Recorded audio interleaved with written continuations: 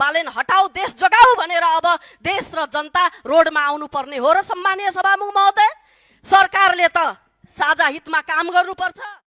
बालेन हटाऊ देश र जनतालाई जोगाऊ भनेर होइन कि पुराना पार्टीहरू एमाले काङ्ग्रेस माओवादी पुराना पार्टीहरू जति पनि छन् सबै हटाऊ देशलाई जोगाऊ देशलाई बचाऊ भनेर चाहिँ जनता अब आन्दोलनमा आउनुपर्ने हो।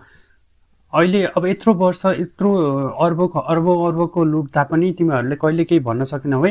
अझै प्रतिशोध भयो, हाम्रो नेतालाई यस्तो भयो, यसरी पक्रियो, यस्तो गर्यो त्यस्तो गर्यो भनिरहेका छौ। त्यत्रो जनताहरूले छर्लङ्गै देखिसके त्यत्रो अर्बको भ्रष्टाचार भएको छ। चप्पल लाएर आएकाहरू आज उनीहरूसँग अर्बको सम्पत्ति छ, सुकुम्बासी नेताहरूसँग पनि अर्बको सम्पत्ति छ।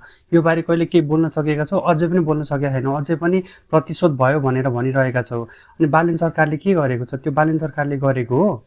र अर्को कुरा आज फेरि यहाँ बुद्धनगरमा र सिराहामा फेरि दुईजनाले त्यस्तै हिजोको जस्तै त्यस्तै घटना दोहोरिएको छ कि त्यो पनि बालेन सरकारको गल्ती हो? त्यो बालेन सरकारले गरेको छ?